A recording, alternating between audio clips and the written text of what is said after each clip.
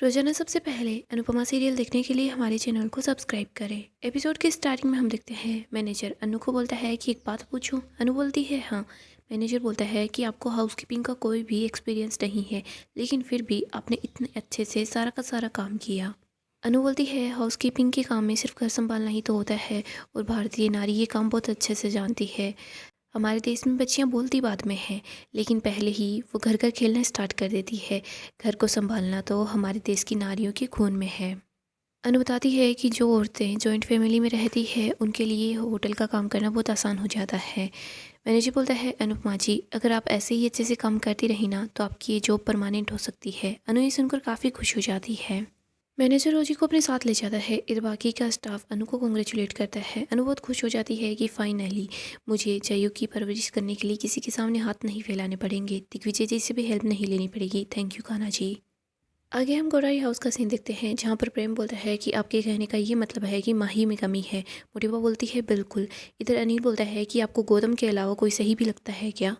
मोटिवा बोलती है माही, घर में छोटी मोटी बातें होती रहती है, तो माफ़ करना सीखो। प्रेम बोलता है मोटिवा, मेरा भी दिल कर रहा है मैं इस गौतम के कान के नीचे एक जोर से थप्पड़ लगाऊं। मोटिवा बोलती है प्रेम तू कैसी बात कर रहा है। प्रेम बोलता है आप ही तो बोल रही है छोटी मोटी बातें होती है, माफ़ करना सीखिए।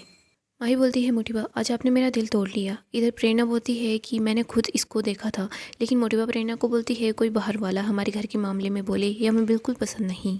मोटिवा बोलती है माही, ये सब लोग मिलकर तुम्हारा घर तोड़ने की कोशिश कर रहे हैं, लेकिन तुम समझने की कोशिश करो।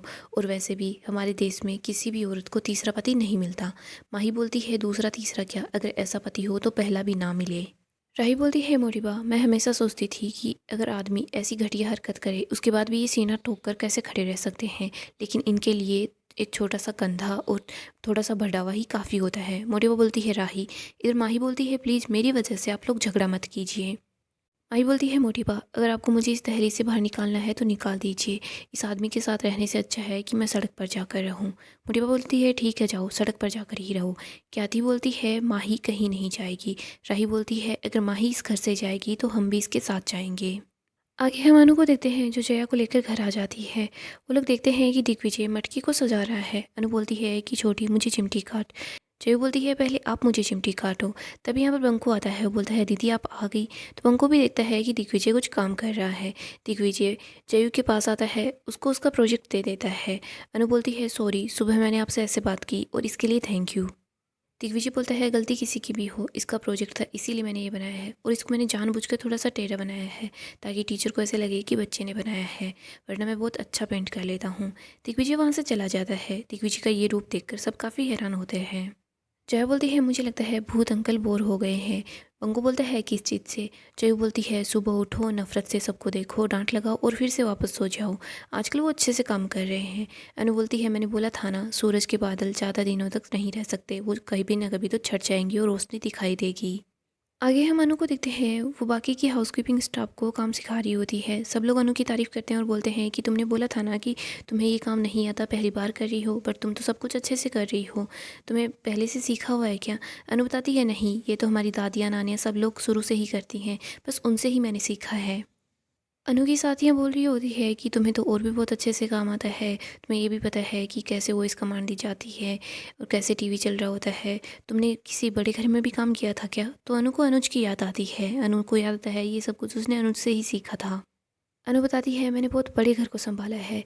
इधर स्टाफ की एक मेंबर बोल रही होती है मुझे लगता है कि तुम्हें कमरे में बंद रोजी ने ही किया था, और वो नहीं है ना तो अच्छे से काम होगा। तभी यहाँ पर रोजी पहुँच जाती है। वो बोलती है कि तुम लोगों को भी बंद कर दो क्या। रोजी अनु को बोलती है अनुपमा जोशी, ज़्यादा हवा में मत उड़ो, ये जो सुपरवाइज़र का टेक है ना ये मेरा है, तुम्हें बस उधार में मिला है, ये मैं टेक वापस लेकर ही रहूँगी। अनु बोलती है कि मेरा भी यही मानना है, जो मेरी किस्मत में लिखा है वो मुझे मिलकर रहेगा, और जो आपका है वो आपके पास रहेगा। रोजी बोलती है मेरी एक बात को बहुत अच्छे से सुन ले, तुझे अगर इस होटल से इंसल्ट करके बाहर ना निकलवाया ना तो मेरा नाम भी रोजी नहीं। अनु बोलती है मैं यहाँ पर काम करने के लिए आई हूँ, अपना काम अच्छे से कर रही हूँ, आप मुझे एक मौका तो दीजिए।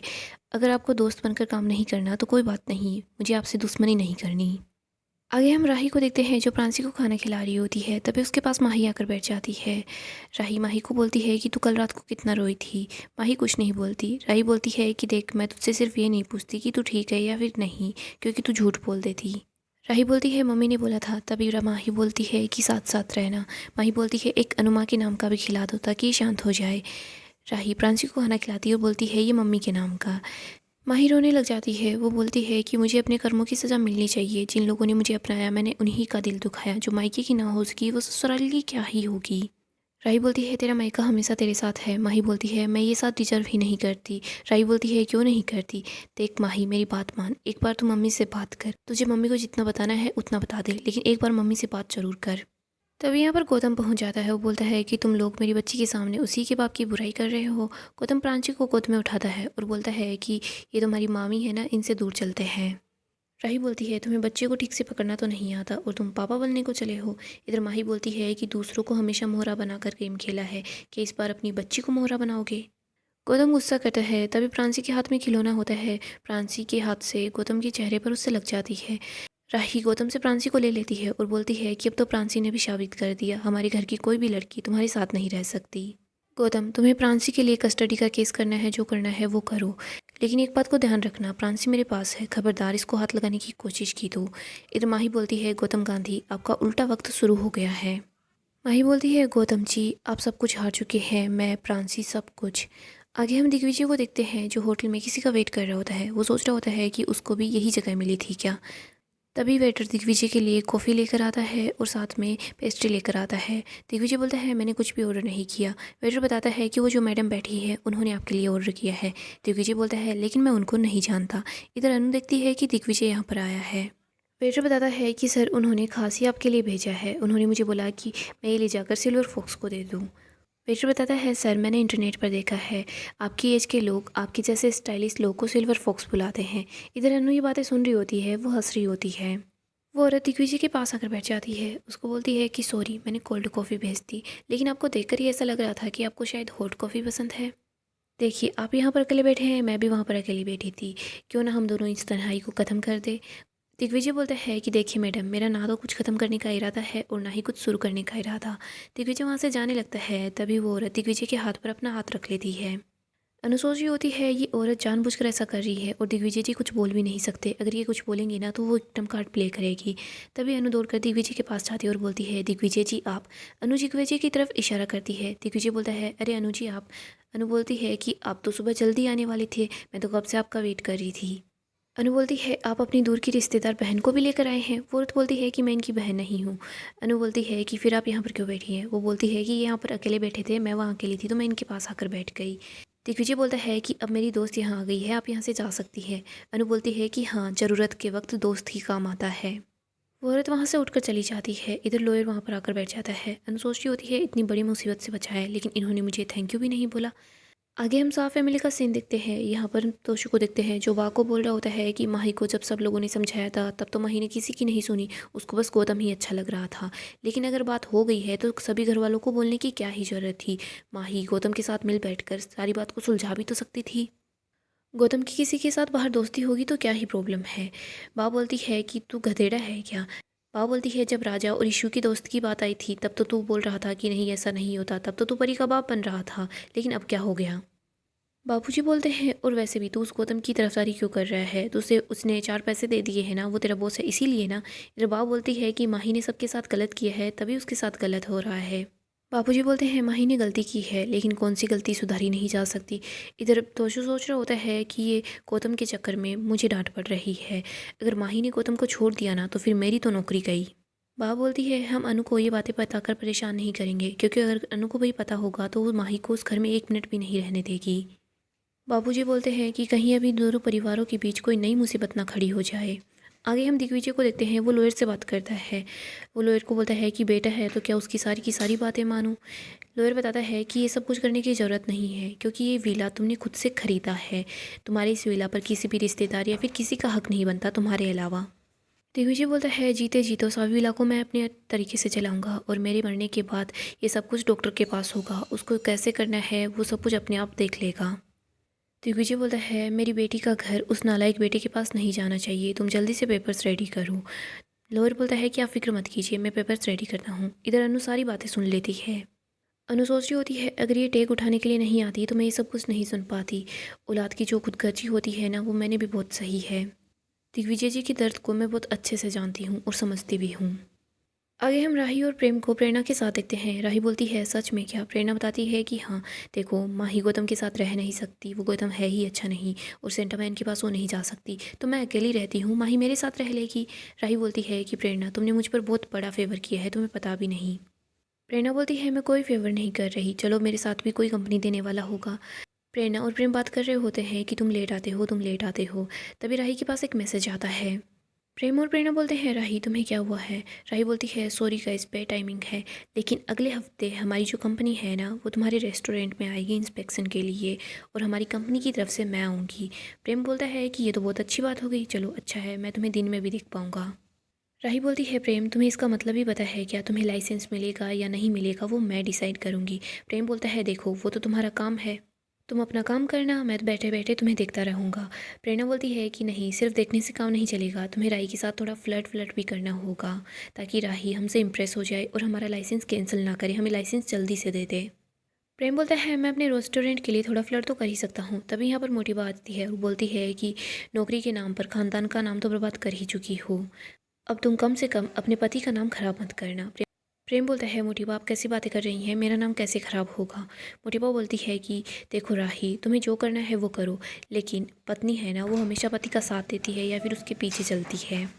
मोटिवा बोलती है, चाहे राही तुम कुछ भी करो, लेकिन प्रेम को लाइसेंस मिल जाना चाहिए। राही बोलती है, मोटिवा, प्रेम और प्रेरणा ने अपना काम अच्छे से किया है और मैं भी अपना काम अच्छे से करूंगी, अगर कोई गलती होगी तो बताऊंगी, मैं अपने काम से बेईमानी नहीं करूंगी। मोटिवा बोलती है, लेकिन अपनी पत्नी धर्म से बेईमानी कर लोगी? प्रेम बोलता है कि मोटिवा, आप अच्छे से जानते हो राही बिल्कुल भी बेईमानी नहीं करेगी।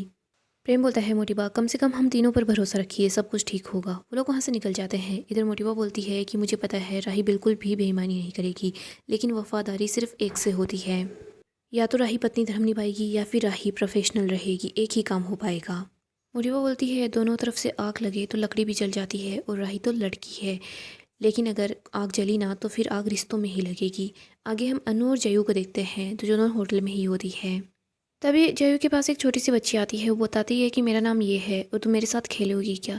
यहाँ पर गेस्ट होती है, वो बोलती है कि देखो हमारी बच्ची अकेली है, ये आपकी बच्ची के साथ खेलना चाहती है, अगर आपको कोई प्रॉब्लम ना हो तो। अनु बोलती है, हाँ मैं फ़िलहाल ड्यूटी पर हूँ, लेकिन प्लीज़ बच्चों का आप ध्यान रखिएगा। अनु सोच रही होती है, बेचारी जयू ऐसे ही परेशान हो रही थी, लेकिन वो छोटी सी बच्ची है, मैं जल्दी से अपना काम निपटाती हूँ, उसके बाद उसको ले जाऊँगी। इधर हम रोजी को देखते हैं, जिसकी नज़र अनु पर ही होती है। गाइस, डेली अपडेट के लिए आप हमारे चैनल को सब्सक्राइब करें, साथ ही साथ वीडियो को लाइक भी कर दें। गाइस, अपकमिंग एपिसोड काफ़ी ज़्यादा इंटरेस्टिंग होगा। अपकमिंग एपिसोड में हम देखेंगे अनु बड़ी प्रॉब्लम में फंस जाती है। यहाँ पर हम देखते हैं अनु जयू को लेकर घर आ रही होती है। यहाँ पर होटल में किसी का नेकलेस चोरी हो जाता है। अनु बोल रही होती है कि आप लोग जया का बैग भी चेक कर लीजिए, लेकिन वो बोलते हैं कि नहीं, हम जया का बैग चेक नहीं करेंगे, जया तो वैसे भी बाहर की तरफ खेल रही थी। रोजी ये सब कुछ देख रही होती है। रोजी सोच रही होती है कि मैंने उस नेकलेस को इस बच्ची के बैग में ही डाला है। यहाँ पर कुछ भी पता नहीं लग पाता। अनु घर आ जाती है। वो जैसे ही घर आती है और जया का बैग देखती है तो उस बैग के अंदर वो नेकलेस मिल जाता है। अनु सोच रही होती है, ये नेकलेस इस बैग में कैसे आया? वो सोचती है कहीं जया ने तो नहीं उठा लिया। वो सोचती है कि ऐसा नहीं हो सकता, जया ऐसा काम नहीं कर सकती। इधर हम देखते हैं पुलिस आती है। तभी बंकू दौड़कर अनु के पास आता है और बताता है कि दीदी यहाँ पर पुलिस आई है। दिग्विजय भी गुस्सा करता है। वो बोलता है कि हमारे घर में आज तक पुलिस नहीं आई, लेकिन आपकी वजह से यहाँ पुलिस पहुँच गई है। अनु बोलती है, लेकिन सर मैंने कुछ भी नहीं किया है। इंस्पेक्टर बताता है कि आपने एक छोटी बच्ची के हाथों नेकलेस को चोरी करवाया है। अनु बोलती है, मैंने सच में ऐसा कुछ भी नहीं किया, बट पुलिस वाले अनु को वहाँ से ले जाते हैं। मैनेजर भी अनु पर गुस्सा करता है। उसको बोलता है कि हमें तुम पर भरोसा करना ही नहीं चाहिए था, हमें पहले ही पता लगा लेना चाहिए था कि तुम ऐसी हो, हमने नहीं सोचा था कि तुम इस हद तक गिर सकती हो। अनु बोलती है, सर मैंने कुछ भी नहीं किया, आप यकीन मानिए मैंने ये नेकलेस नहीं चुराया। तभी यहाँ पर रोज़ी पहुँच जाती है, जो बोलती है कि नहीं, ये नेकलेस इसी ने चुराया है, मैंने देखा था वो जो छोटी सी बच्ची है वही उस छोटी बच्ची के साथ खेल रही थी और उसके बाद उसने उसकी माँ का नेकलेस चुरा लिया। अनु बोलती है, ऐसा कुछ भी नहीं है, मेरी जयू ने ऐसा नहीं किया है। यहाँ पर हम देखते हैं कोई अनु की बात पर भरोसा नहीं करता। अनु बड़ी प्रॉब्लम में फंस जाती है। इधर हम जयू को देखते हैं। वो बता रही होती है कि मैंने कुछ भी नहीं किया, मैंने वो नेकलेस नहीं चुराया, मुझे नहीं पता वो नेकलेस मेरे बैग में कैसे आया। वो दिग्विजय से बोलती है, प्लीज़ सर आप मेरी हेल्प कर दीजिए ना, मेरी अनुमा को बाहर निकालिए, उन्होंने ऐसा कुछ भी नहीं किया है। हो सकता है कि वो जो रोजी आंटी है उन्होंने ही ये सब कुछ किया होगा। वैसे भी वो पॉल अंकल हमको यहाँ से निकालना चाहते हैं, तो शायद उन्हीं की वजह से उन्होंने ये सब कुछ किया होगा।